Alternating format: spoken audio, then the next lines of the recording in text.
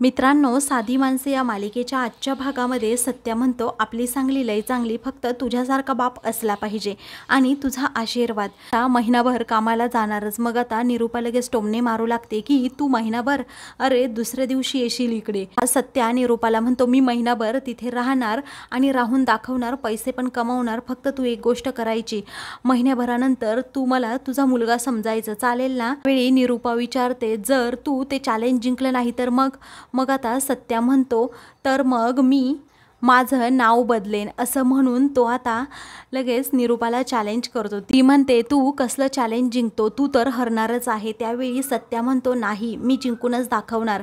तेव्हा मीरा म्हणते, अहो नका ना जाऊ. तरीही सत्या ऐकायला तयार नसतो. तो म्हणतो, ए धुमकेतू, तू गप्प बस, मला जायचं आहे म्हटल्यावर जायचंच आहे, असं म्हणून तो आता बॅग भरण्यासाठी लगेच आतमध्ये जायला निघतो. त्यावेळी मीराचा जरा चेहरा पडतो.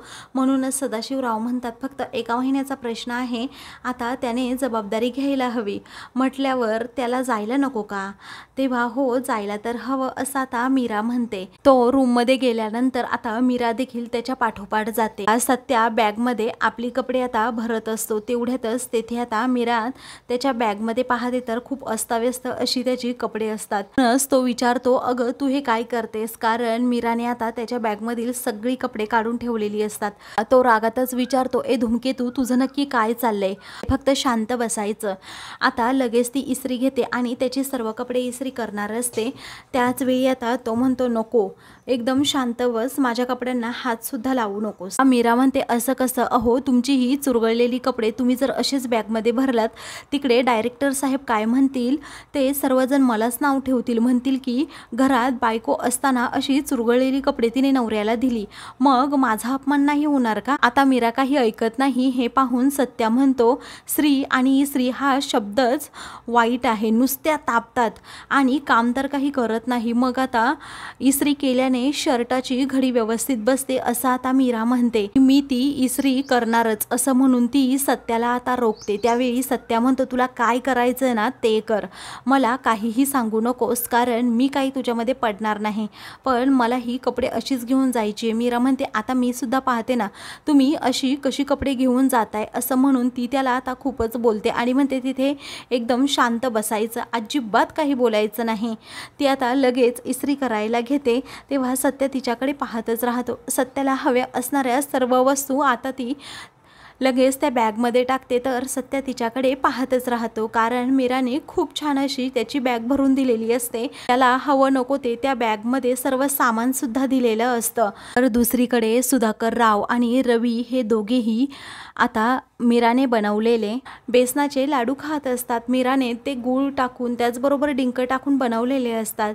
मग आता रवी त्याच्या भाषेतच काहीतरी बोलतो आणि म्हणतो, वहिनी तुला सांगू का, या बेसनांच्या लाडवाची चव एवढी छान आहे ना की विचारू नको. कारण अगं जर 5 स्टार हॉटेलमध्ये हे लाडू विकले गेले तर 1000 रुपयांना हा लाडू विकला जाईल. डेझर्ट म्हणून आपण हा पदार्थ 5 स्टार हॉटेलमध्ये नक्कीच विकू शकतो. मीरा म्हणते, असं काही होत नसतं. तेवढ्यातच सत्य आता तेथे येतो.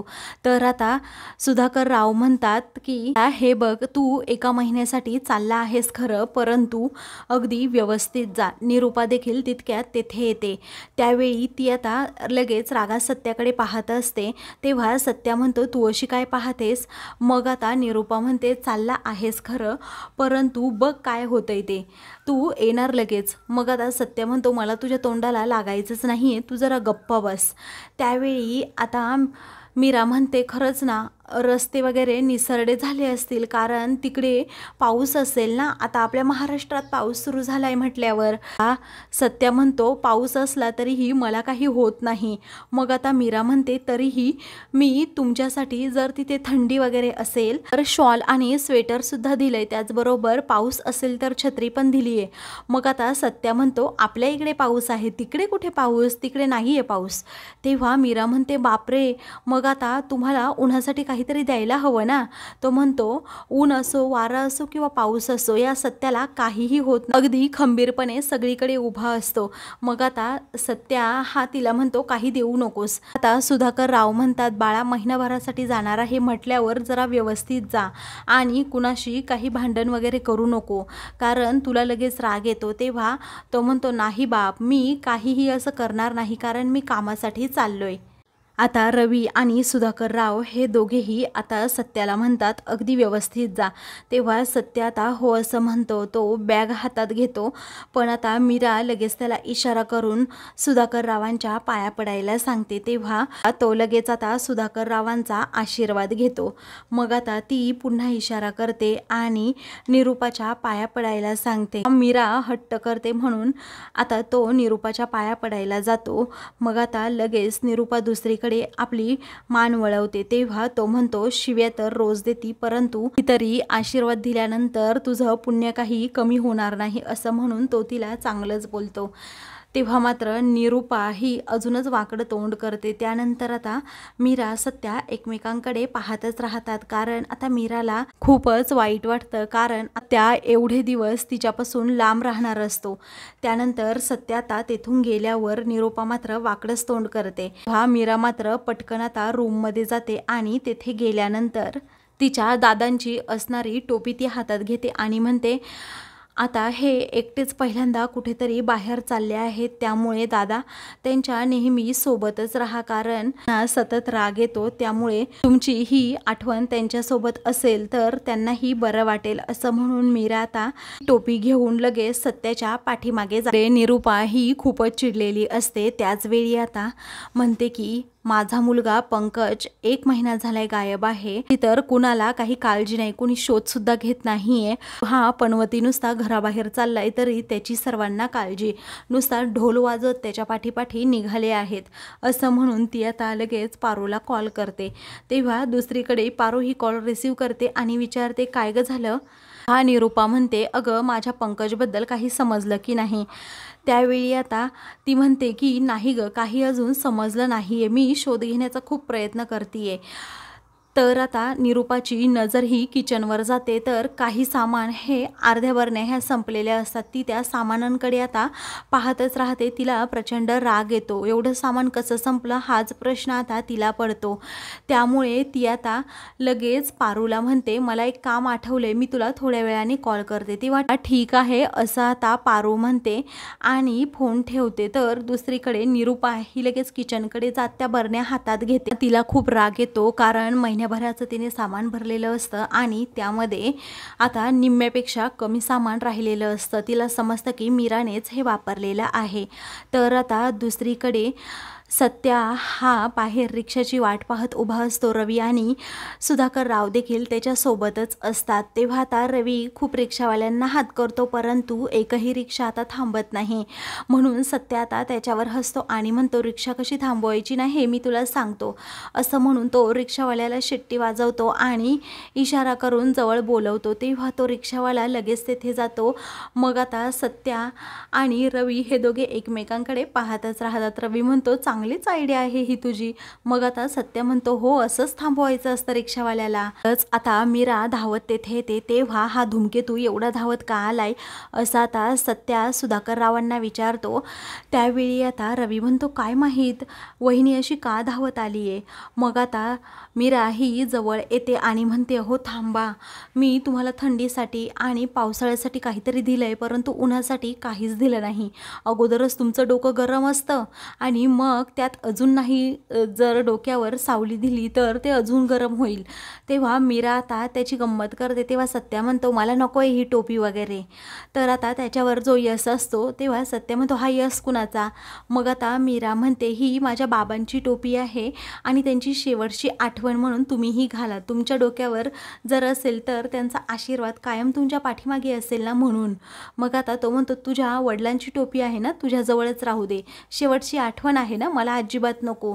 तर आता मीरा म्हणते की नाही तुम्ही ही टोपी घेऊन जायचीच म्हणजे जायची. त्यावेळी आता सुधाकर राव आणि रवी म्हणतात अरे ती एवढी प्रेमाने देते तर घे ना. मग आता सत्य म्हणतो काय म्हणालात तुम्ही दोघे. जरा गप्प बसा, ते पुन्हा हसू लागतात. मग आता सत्याची सर्वजण गंमत करत असतात. तेव्हा सत्या म्हणतो जातो. मग आता मीरा म्हणते जातो नाही म्हणायचं, येतो असं म्हणायचं आणि लवकर यायचं घरी. तेव्हा सत्या तिच्याकडे पाहतच राहतो. सत्या आता रिक्षात बसायला जातो तर मीरा म्हणते अहो काळजी घ्या. मग आता सत्या रागातच म्हणतो काय परत परत सारखं तेच आपलं, काळजी घ्या काळजी घ्या. मग आता मीरा म्हणते मी काय म्हणाले, टोपीची काळजी घ्या. तर आता सुधाकरराव आणि रवी पुन्हा त्याच्यावर हसतात. तेव्हा बाप पाहिलं ना ही कशी बोलते आहे असा आता सत्या तिची तक्रार करत सुधाकररावांना म्हणतो. तर आता ते काहीच मध्ये बोलत नाही. मग आता मीरा म्हणते तुमची काळजी घ्यायची नसेल तर टोपीची घ्या. त्यानंतर मीरा पुन्हा एक त्याला सूचना देते की गाडी चालवताना फक्त पाणी प्यायचं, अजिबात काही खायचं नाही. मग आता रागातच पुन्हा सत्या तिच्याकडे पाहू लागतो. तेव्हा तो सगळ्या तुझ्या इन्स्ट्रक्शन ऐकेल असा आता सुधाकरराव म्हणतात. तो डायरेक्टर तिकडे वाट पाहत असेल, चला आपण निघूयात आता.